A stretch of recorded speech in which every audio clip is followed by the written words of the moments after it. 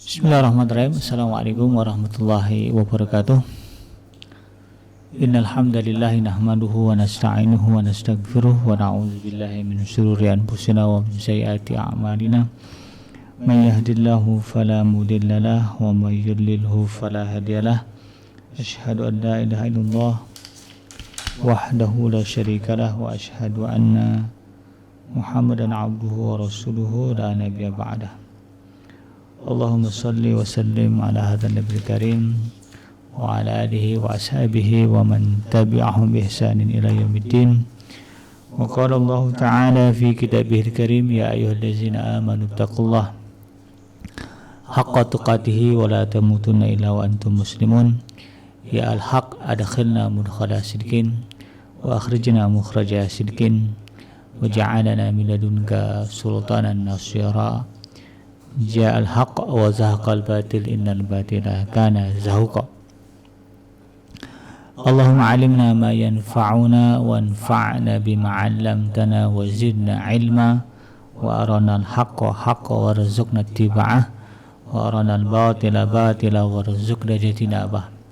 Rabbi shrah li sadri wa yassir li amri wahlul 'uqdatam min lisani yafqahu qawli. Rabbana innana amanna faghfir lana dzunubana wa qina adzabannar. Amma ba'd.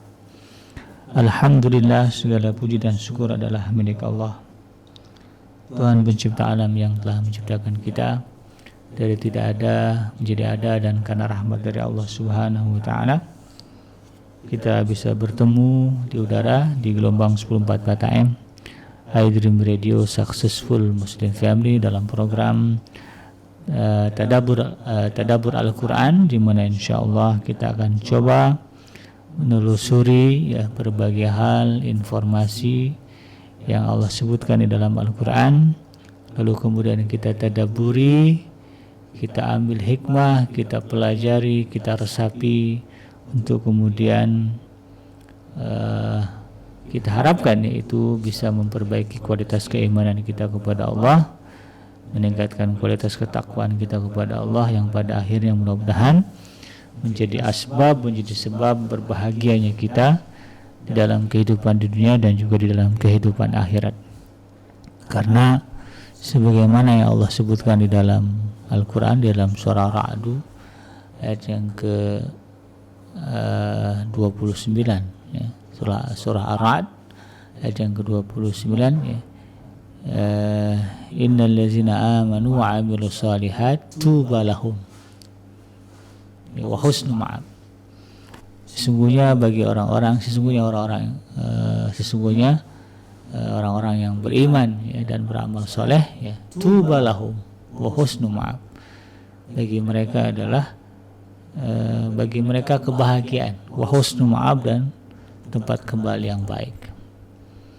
Jadi kunci kebahagiaan hidup dan kunci kesejahteraan ketika kita mati ya, menurut surah Ar-Ra'd ini ayat yang ke-29 adalah iman dan amal saleh. Iman, keyakinan kita kepada Allah dan kepada apa yang diperintahkan Allah untuk diyakini, sementara amal saleh ya, adalah bagian dari apa yang kita sebut sebagai takwa ya. Karena takwa itu sebagaimana disebutkan di dalam surah Az-Zumar kalau nggak salah ya, wallazi ja'a bisidqi wa saddaqa bihi ulaika humul muttaqun. Sesungguhnya ya, allazi ja'a bisidqi ya, dan orang yang datang ya, dengan kebenaran, dengan membawa kebenaran, yaitu Rasulullah sallallahu alaihi wasallam, wa saddaqa bihi, dan orang-orang yang membenarkannya. Nah, ini berarti kan dari mulai keluarga, sahabat ya, lalu kemudian pengikut ya, tabi'in, sampailah kita sampai nanti hari kiamat ya.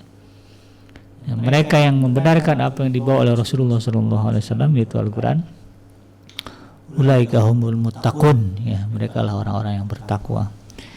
Jadi takwa itu adalah mengamalkan apa yang Allah perintahkan di dalam Al-Quran, dan di dalam Al-Quran juga ya ada perintah supaya kita menaati, mengikuti, mencontohi Rasulullah SAW.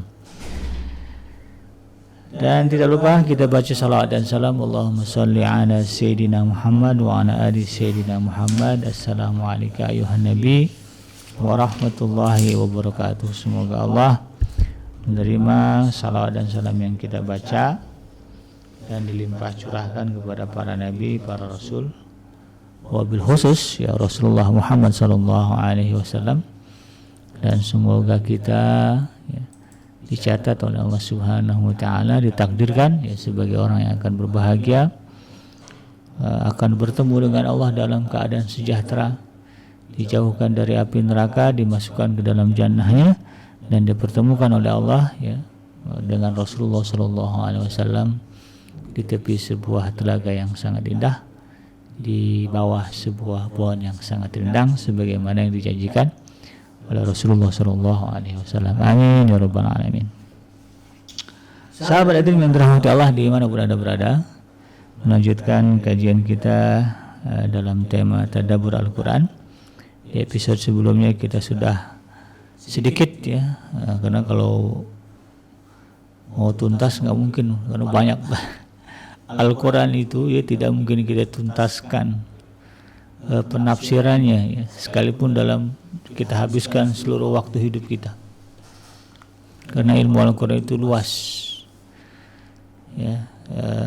Di dalam surah Al-Kahfi disebutkan, qul law kana al-bahru midadan li kalimati rabbi lanafidal bahru qabla an tanfada kalimatu rabbi walau ji'na bimislihi madada. Katakanlah seandainya lautan lautan yang terbentang luas ini yang kita lihat ya, kan itu luas ya. Kalau mau ditimbang berapa jumlah airnya, wah luar biasa. Ada yang mengatakan 73% permukaan bumi ini adalah air ya. Jadi kalaulah air lautan itu ya, airnya Allah jadikan tinta. Jadi tinta sebanyak lautan itu ya, kemudian kita gunakan untuk menulis ya, keluasan dari ilmu apa yang Allah wahyukan ini ya, kalimat-kalimat Allah ya. Kan Al-Quran ini kalamullah ya. Kalau kita tulis ya, apa yang kita temukan dari kalamullah ini, lana fidal bahru qabla an tanfadha kalimatu rabbi ya, maka enggak akan cukup tinta sebanyak lautan itu untuk menuliskan itu semua. Walau ji'na bimislihi madada, sekalipun ditambahkan lagi tuh satu lautan lagi, enggak akan bisa selesai ya. Maka enggak ada cerita hatam bab tadabbur Al-Quran. Kalau baca kita bisa hatam dari surah Al-Fatihah sampai surah An-Nas ya, 114 surat, 30 juz ya. Kita bisa hatamkan membaca, tetapi untuk memahami, mentadabburi, mengambil hikmah ya, ini tidak akan ada kata hatam ya. Tidak akan ada kata hatam karena luasnya ilmu yang telah Allah simpan, ilmu yang telah Allah berikan kepada kita yang ada di dalam Al-Quran. Walaupun jumlah ayatnya kalau ditulis satu mushaf bisa diukur ya berapa lembarnya, berapa halamannya. Itu ya di tulisannya, tetapi ketika kita berbicara pemahaman ilmu yang ada di dalamnya, apalagi kalau kita lihat Al-Quran itu banyak ayat-ayat yang masih sangat menjadi misteri. Bahkan beberapa ayat misterinya baru terungkap di abad modern ya. Seperti misalnya apa yang disebut Allah di dalam surah Ar-Rahman ya. Itu banyak ya fenomena-fenomena alam yang diungkapkan di dalam surah Ar-Rahman ya, tidak begitu difahami secara pasti maknanya oleh orang-orang dulu di zaman Rasulullah dan para sahabat ya. Mereka hanya berpegangan pada prinsip sami'na wa ata'na, kecuali Rasulullah ya. Rasulullah juga nggak bisa menjelaskan ya, dalam bahasa manusia ketika itu. Rasulullah tahu gitu, tapi untuk menjelaskannya ya, dengan level pemahaman manusia pada umumnya nggak bisa. Makanya kemudian baru bisa dipahami, terungkap ya ketika sudah ada teropong bintang, sudah ada teknologi penyelaman ya. Maka kemudian terungkaplah berbagai fenomena yang Allah sebutkan di dalam surah Rahman. Nah, ini menggambarkan betapa ya, luasnya ilmu Allah, dan kita tidak bisa mengklaim saya sudah khatam ya memahami Al-Quran.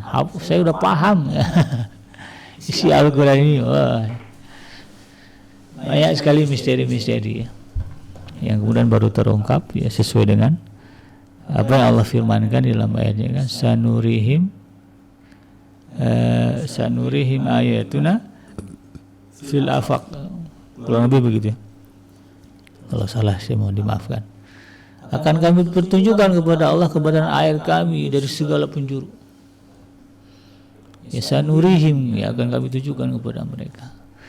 Ya, artinya proses ya pengungkapan kebenaran itu masih berlangsung sampai sekarang, sampai nanti menjelang hari kiamat. Ya, salah satu tanda kiamat semakin dekat itu nanti Al-Quran dicabut ya.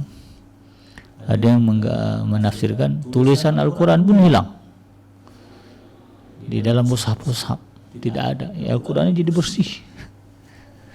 Ada lagi yang udah dicabut ya. Nah selagi itu belum terjadi, maka itu ya kebenaran Al-Quran sedang Allah tunjukkan. Nah di episode kali ini ya, melanjutkan episode sebelumnya, kita sudah membahas sedikit tentang tadabbur surah An-Nas ya, di mana di dalam surah itu kita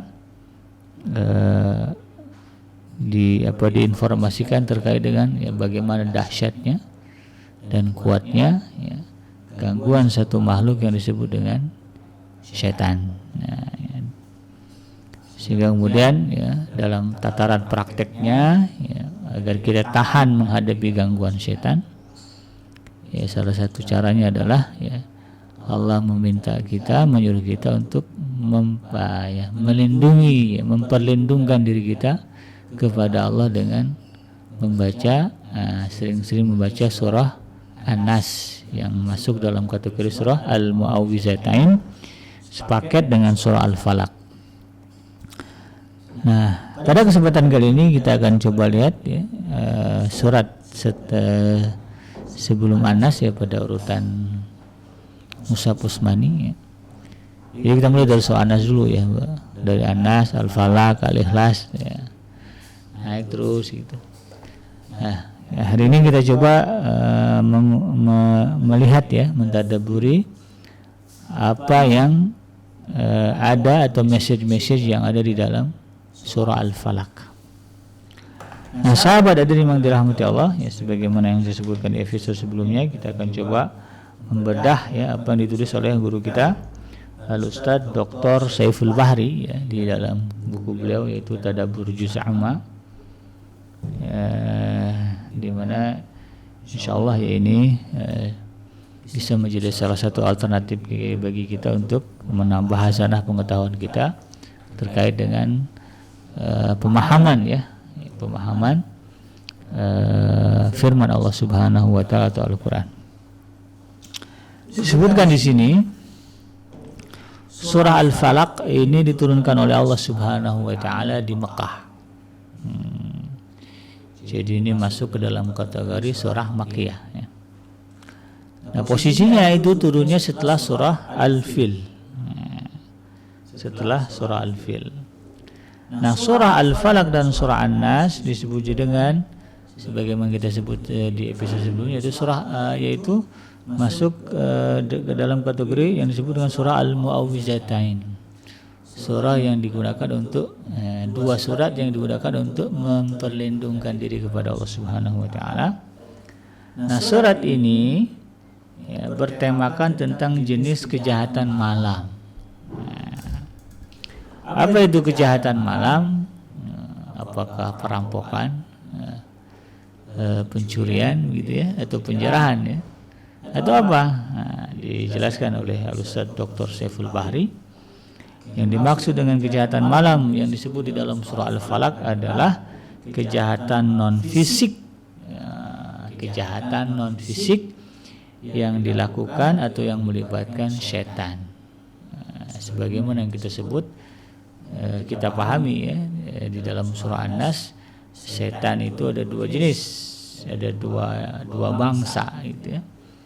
Yang pertama bangsa manusia ya, yang pertama dari bangsa jin ya, minal jinnah dari bangsa jin, kemudian wanas dari bangsa manusia. Sebagaimana bahasa, kalau manusia kan kelihatan ya, jin dari bangsa manusia kelihatan, setan dari bangsa manusia kelihatan. Tapi setan dari bangsa jin, sebagaimana makna dari jin itu sendiri kan nanti tidak nampak ya, tertutup. Dari secara bahasa al-jannah, jin itu kan dari kata al-jannah, artinya yang tertutup atau yang menutupi ya, atau yang tertutupi gitu ya. Nah, jadi ada makhluk-makhluk yang kemudian menimbulkan kejahatan, tetapi bentuknya non fisik. Ya, kejahatan ya, kalau kejahatan fisik kan kita bisa lihat ya, misalnya kalau menyangkut badan ya, pemukulan, misalnya kan, penusukan, pembunuhan, penembakan ya, terlihat ya bekasnya di tubuh itu kan. Maksudnya ya terlihat, pelakunya terlihat, kemudian bekas di tubuhnya juga terlihat. Tetapi ada kejahatan-kejahatan yang disifatkan sebagai kejahatan non fisik. Ingat bahwa kita manusia ini secara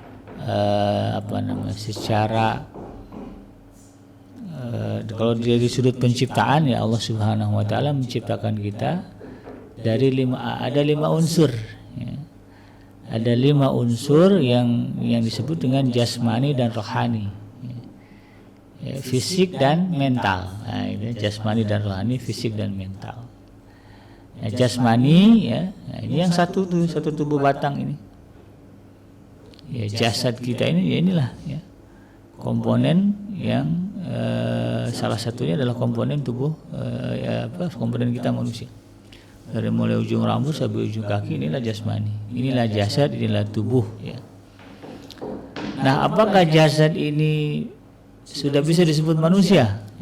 Ya belum ya. Buktinya ada orang yang mati ya, tidak disebut manusia tetapi disebut mayat. Nah, ya kan?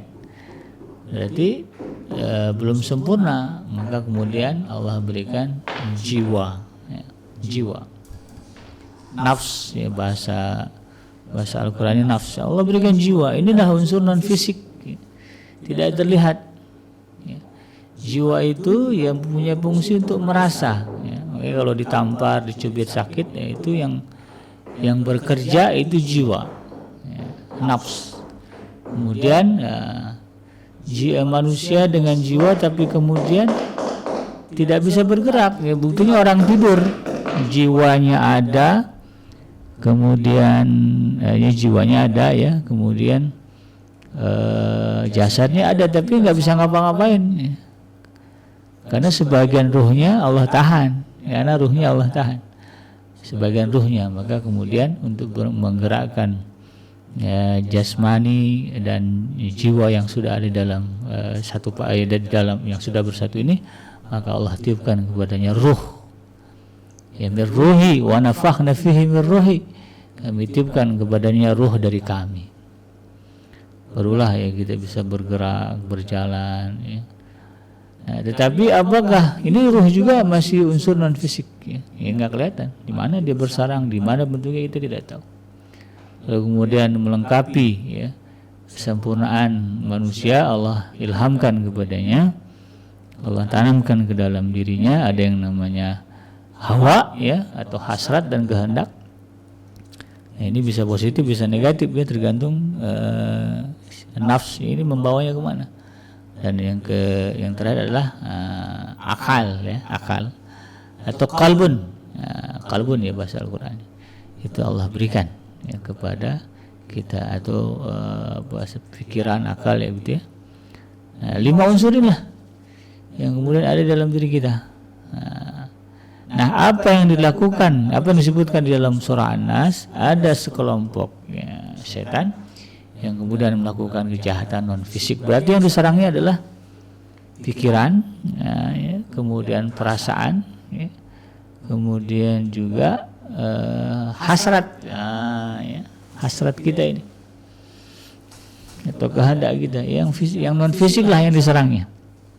Ya. Nah, kejahatan non fisik itu, ya, kalau merujuk ke dalam surah Al-Falaq ini juga ternyata dilakukan oleh manusia, tetapi melalui kerjasama dengan jin-jin yang buruk akhlaknya, ya, yang kemudian praktek mereka disebut sebagai sihir, ya, sihir atau perdukunan. Nah, sihir dan perdukunan ini jika kemudian dipadukan atau disatukan atau dikombinasikan dengan sifat iri, ya, dengan sifat iri dan sifat dengki, maka kemudian akan berubah menjadi gelap malam yang menjadikan gelap malam semakin gelap, semakin gulita, semakin pekat. Ya, kalau suasana malam kemudian di situ sudah dipadukan dengan adanya kedengkian, ya, kedengkian manusia, dan dia berkolaborasi dengan jin-jin yang buruk akhlaknya, maka malam yang gelap itu suasananya makin beda. Suasananya itu lain. Ya. Inilah yang kemudian, ya, dirasakan oleh mereka-mereka yang kemudian menjadi korban dari kejahatan non fisik yang dilakukan oleh, ini tadi, ya, manusia yang berkolaborasi dengan jin, atau mereka yang menjadi korban praktek sihir. Makanya ini sekedar share pengalaman, ya. Kalau kita perhatikan orang-orang yang kena gangguan sihir, ya, itu gelisahnya menjelang sore, ya, sore menjelang malam. Kalau udah masuk waktu sore kemudian beranjak malam, itu mereka gelisahnya luar biasa, ya, karena memang malam itu, ya, itu waktu prime time-nya, waktu utamanya bagi ini tadi, ya, praktek-praktek sihir yang diinisiasi oleh manusia yang punya sifat iri dan dengki dan bekerja sama dengan jin-jin yang berakhlak buruk, ya, karena jin juga sama kayak kita, ya, ada yang beriman, ada yang ingkar, ada yang kafir, ada yang muslim, ya. Ada yang baik, ada yang jahat, ya. Kita kan juga sama manusia, ya. Ada orang yang udah Islam, ya, udah syahadat, tapi ada juga yang udah syahadat ini kemudian ada yang munafik, ya. Ada yang fasik, ada yang zalim. Jin juga sama itu. Ya, walaupun udah Islam, ya, kadang-kadang ada juga, ya, jin Islam yang kemudian punya akhlak yang buruk, tergoda, atau kemudian melakukan kesyirikan dan sebagainya, atau melakukan kejahatan, ya. Tapi itu babnya nggak usah kita bahas lah, itu dunia jin, ya. Kita lihat bagaimana sisi kita sebagai manusia saja. Nah, jadi ya, suasana malam yang di dalamnya, ya, kemudian ada, ya, serangan-serangan kejahatan non fisik, ya. Nah, ini kemudian akan membuat malam semakin gelap gulita dan kemudian menutupi kejernihan hati. Ya, jadi semakin gelisah, ya, orang yang menjadi korban praktek sihir, dan demikian juga semakin keruh hati orang yang melakukan praktek sihir. Ya, udahlah malam itu gelap, ya. Kemudian ditambah lagi, ya, dengan kejahatan manusia, ya, kejahatan makhluk, maka kemudian itu akan semakin membuat manusia jauh dari kejernihan hati.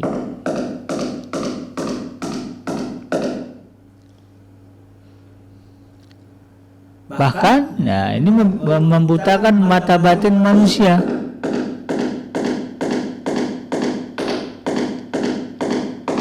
Memiliki fitrah bergantung pada Tuhannya, ya.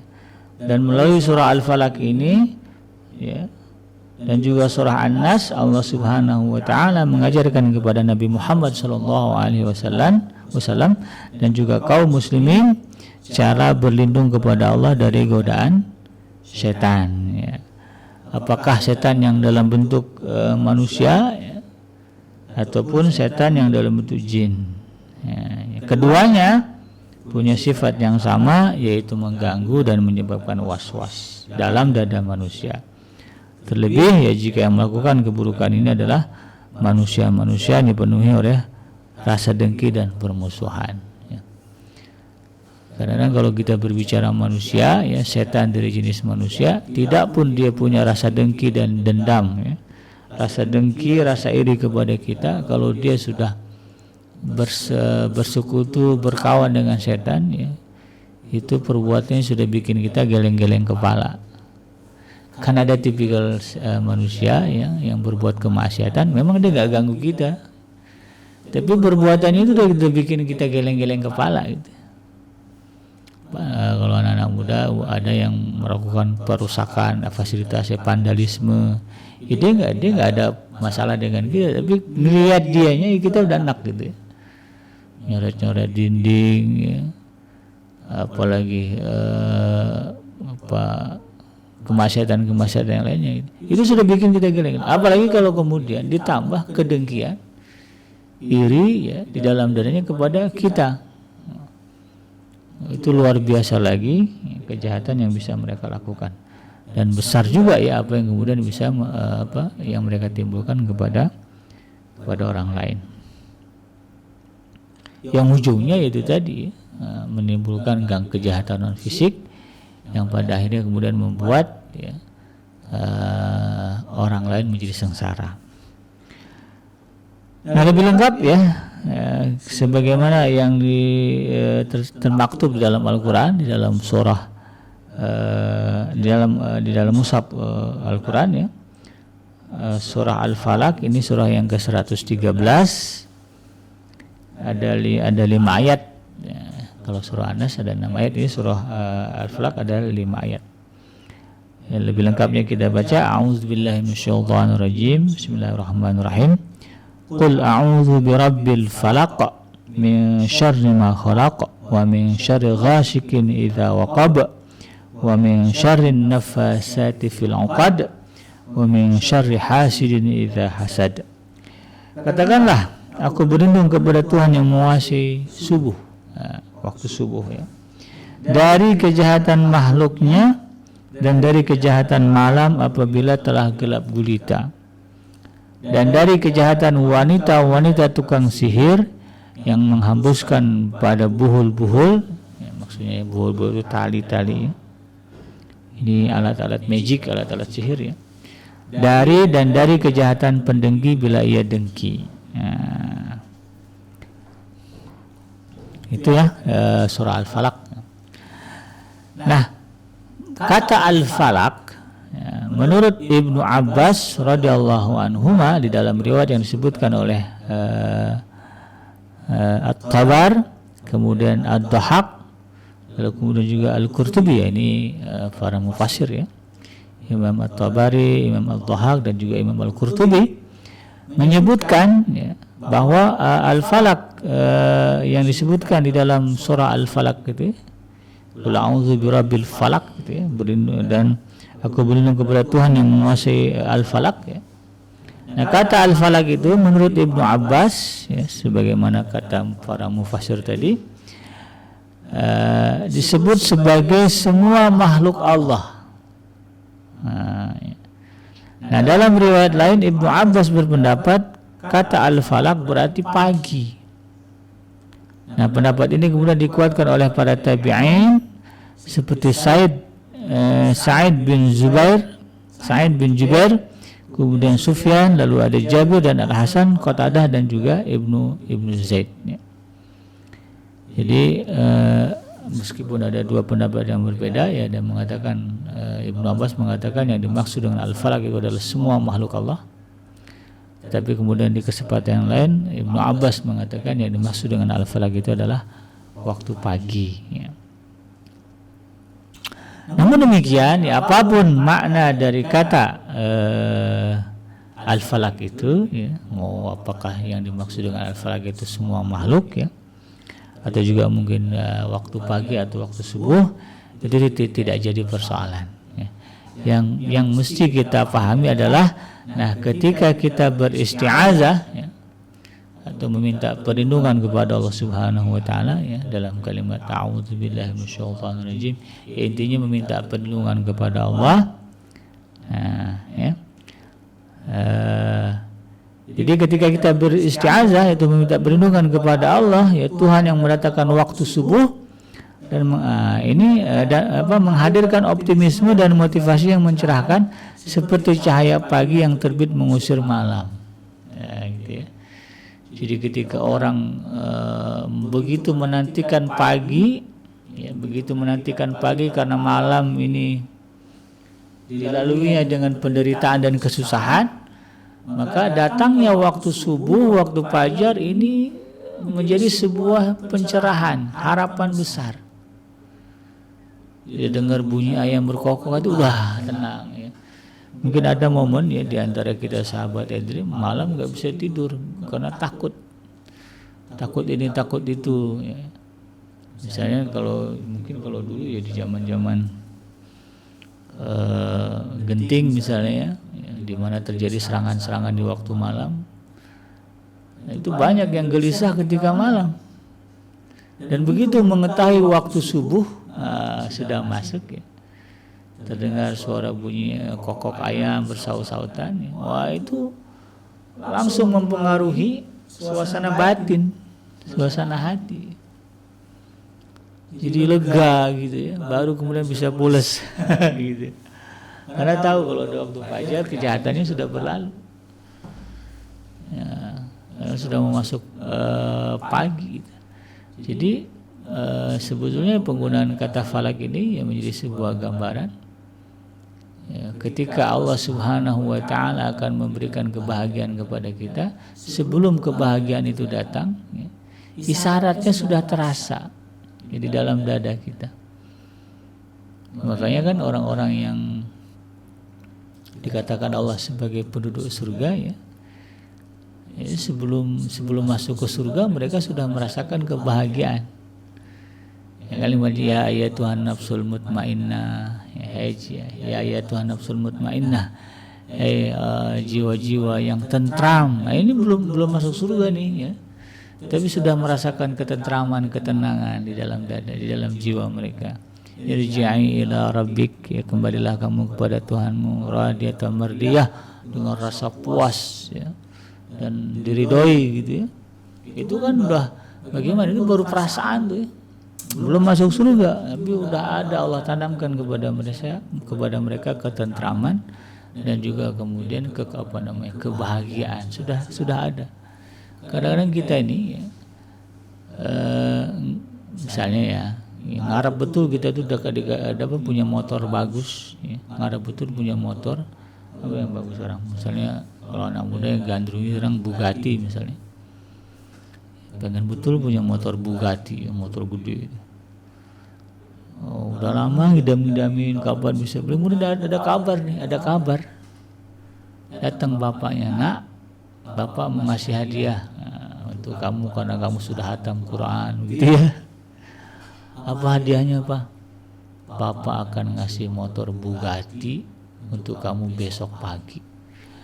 Itu dengar gitu aja ya, baru dengar nih, motornya belum kelihatan, masih akan nunggu pagi. Itu senyumnya, kebahagiaannya, kepuasannya udah terasa di situ. Belum masuk surga itu ya, tapi kebahagiaan sudah. Makanya kan ada istilah husnul khatimah, ada istilah su'ul khatimah. Husnul khatimah itu adalah ujung yang baik. Husnul khatimah ini ya, menjadi penanda bahwa orang ini kemudian akan masuk ke dalam surganya Allah. Belum masuk surga ya, sudah kelihatan tanda-tanda kebaikan ya, pada dirinya sebelum dia meninggal. Beda kan orang yang puas dirinya, tentu udah dapat kabar ya dari Allah masuk surga gitu. Pada sebahagian jenazah terlihat cerah, senyum gitu ya. Padahal masih di dunia itu jasad, dia belum masuk ke dalam surga Allah, tapi sudah kelihatan.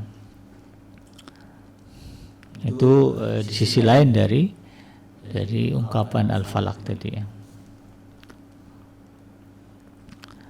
Jadi ketika kita beristiazah kepada Allah Subhanahu wa taala ya, yang mendatangkan subuh ya, Ini menghadirkan optimisme dan motivasi yang mencerahkan seperti cahaya pagi yang terbit untuk mengusir malam dengan segala kejahatannya. Dan ketika kita beristi'adzah kepada Tuhan, ya, semua makhluk ya, juga menghadirkan optimisme dan motivasi bahwa tidak ada yang bisa membahayakan dan memberikan manfaat kecuali dengan seizinnya. Gitu.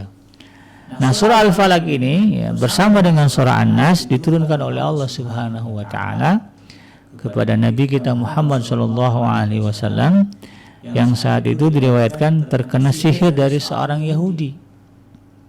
Nah, di sebagian riwayat diturunkan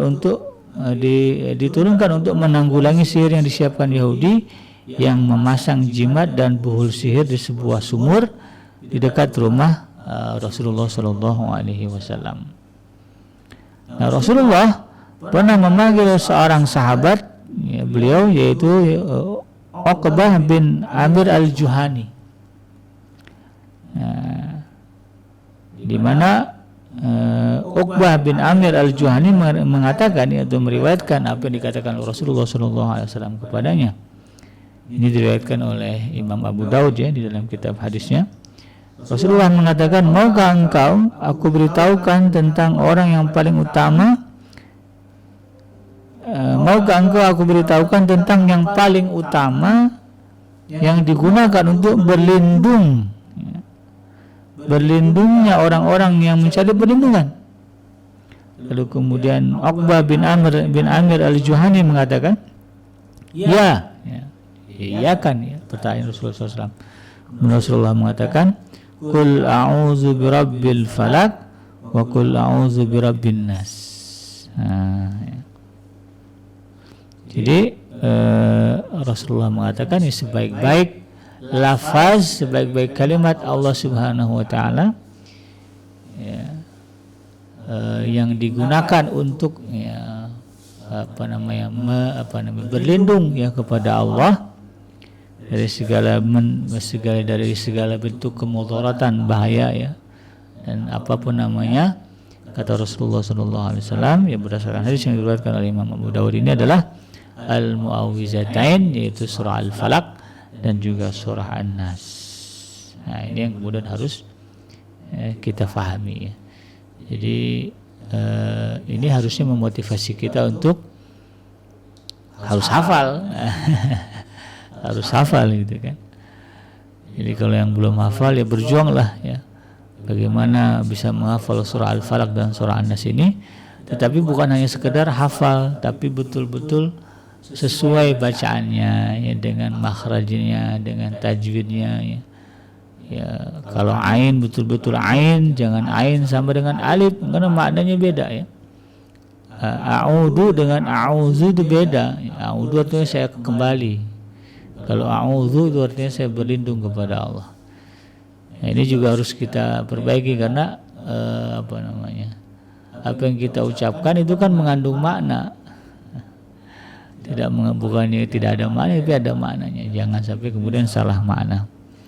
Datanglah kepada guru-guru ngaji, ya, guru-guru Al-Quran, ya, minta mereka membenarkan bacaan surah ya, Al-Mu'awwizatain kita.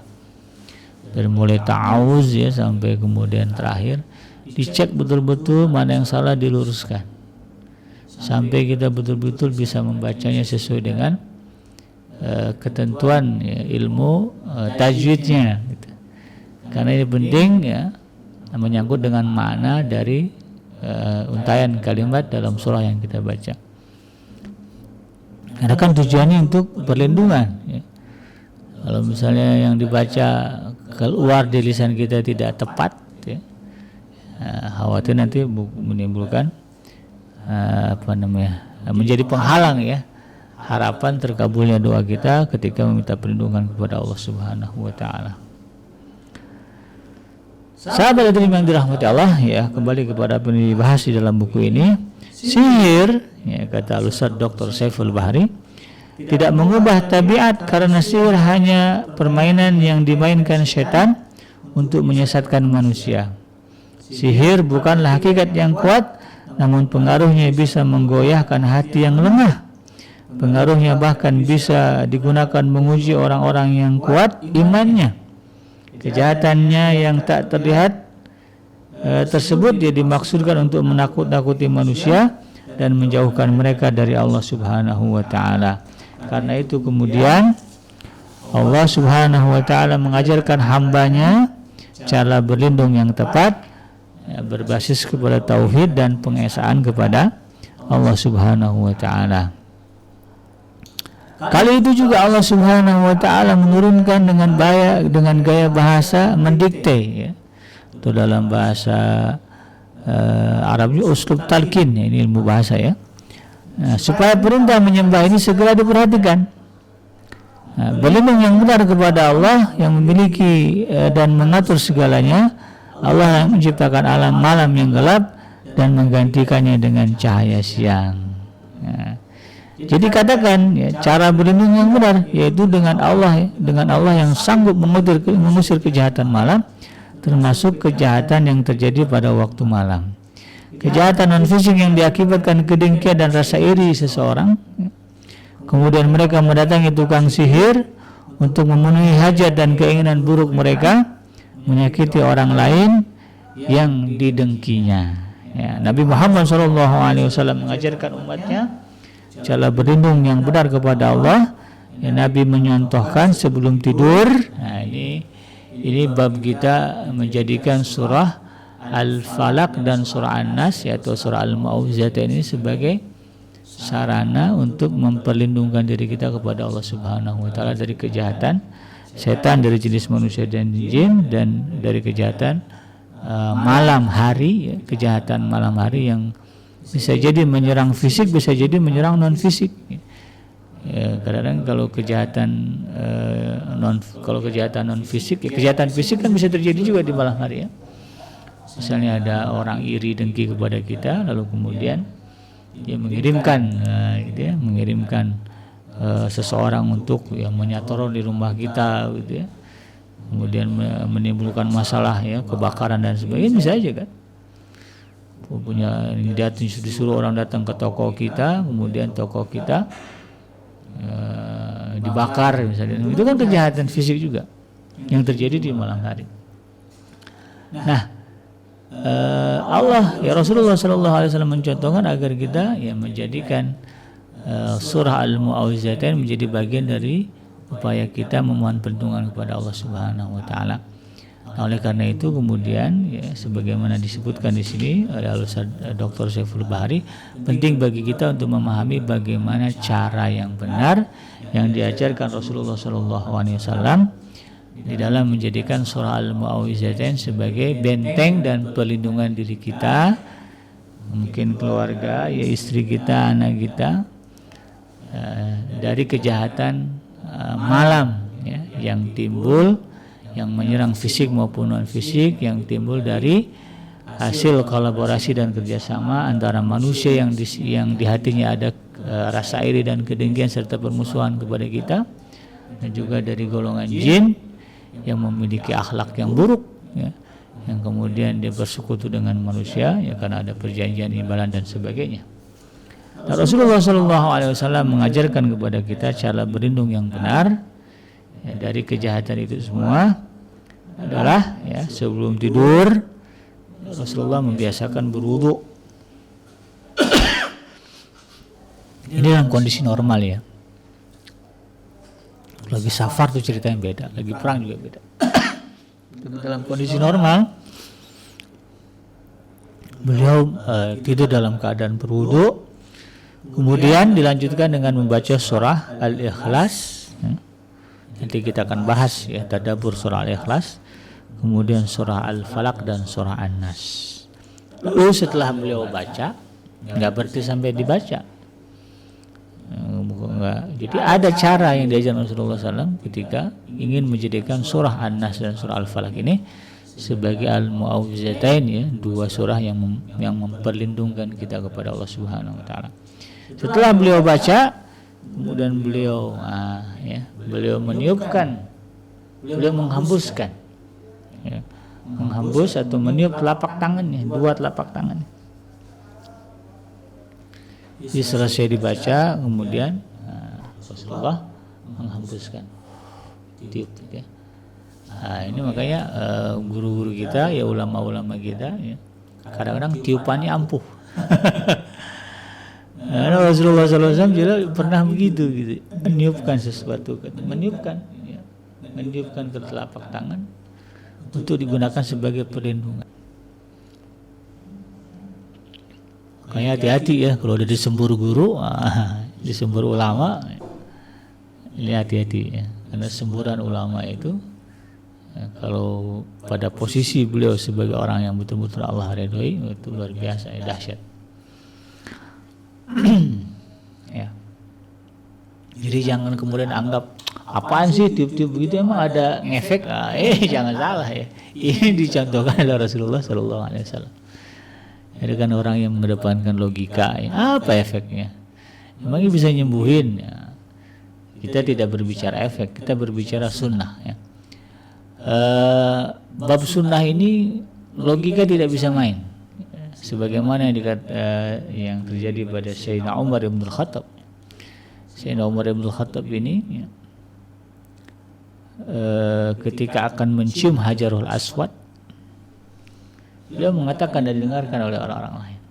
Dan ini sebagai sebuah tanda bahwa memang sunnah, yang sunnah itu tidak bisa dilogikakan. Ya, dia mengatakan, wahai batu, ya kamu batu tidak bisa memberikan manfaat apapun, tidak bisa memberikan bahaya atau manfaat ya, kepada Hajar Aswad. Tetapi karena aku lihat Rasulullah SAW orang yang aku cintai menciummu, maka aku pun menciummu. Jadi nggak ada alasan logis kecuali mengikuti sunnah Rasulullah SAW. Sama juga dengan bab meniup. Memang efek, ya kita bukan bicara ngefek, kita berbicara ikut sunnah Rasulullah SAW. Maka kemudian Rasulullah meniupkan ke telapak tangan, ya, dan mengusapkannya ke seluruh anggota tubuhnya. Nah, ya, setelah ditiup, kemudian diusap ke seluruh anggota tubuh, ya, pegang. Ya. Dan ini merupakan salah satu ikhtiar untuk membentengi diri dari kejahatan malam dan kejahatan sihir dari para pendengki yang selalu membenci. Ya, ini juga bisa kita buat kepada anak-anak kita ya. Kalau anak-anak kita yang sudah bisa baca, ya suruh dia baca, buat yang sama, ditiupkan kemudian usapkan ke seluruh tubuh dia. Terutama anak-anak yang kalau malam gelisah tidurnya, ya, merasa takut ya kalau di kamar sendirian, gitu. Ajarkan begitu. Hantarkan tidur mereka, ya mungkin nggak kita tinggalin dulu ya, kita temenin. Ayo nak sebelum tidur baca 3 kul ini, Al-Ikhlas, kemudian Al-Falaq, lalu kemudian An-Nas. Setelah itu ditiupkan ke tangan, ke tapak tangan, usapkan seluruh badan dan niatkan untuk meminta perlindungan kepada Allah dari segala bentuk kejahatan ya yang menyerang di malam hari. Nah, ini yang kemudian kita ajarkan kepada anak. Nah, tunggu sampai mereka tidur. Setelah tidur baru kita tinggalkan. Insya Allah mereka tentram, tenang, di bawah, di dalam perlindungan Allah. Kalau masih kurang juga kita yang baca. Dia tidur ya, kita baca, kemudian kita tiupkan ya ke tapak tangan kita usapkan ke tubuh seluruh anak-anak kita ya, dari rambut sampai ke bawah. Itu istri kita ya, saking capeknya kerja ya, kemudian terlelap, jebret ya tidur begitu ya. Kita ingin memperlindungkan dia dari gangguan setan misalnya, ya, gangguan jin, ya, gangguan malam dan macam-macam itu. Kita bacakan, kita hembuskan ke tangan, ke tapak tangan kita usapkan ke tubuh istri kita. Insya Allah itu juga akan menjadi perlindungan kepada baginya dari segala macam kejahatan yang menyerang non fisik, yang berasal dari manusia yang dengki, yang berkolaborasi dengan jin yang berakhlak yang buruk. Demikian sahabat Adim yang dirahmati Allah, mudah-mudahan bermanfaat. Yang benar datangnya dari Allah Subhanahu wa taala, dan yang salah itu semata-mata lahir dari kealfaan dan kehilapan saya pribadi, saya Kenji. Kami undur. Subhanaka Allahumma rabbana wa bihamdika asyhadu an la ilaha illa anta astaghfiruka wa atubu ilaik. Alhamdulillahirabbil alamin. Wassalamualaikum warahmatullahi wabarakatuh.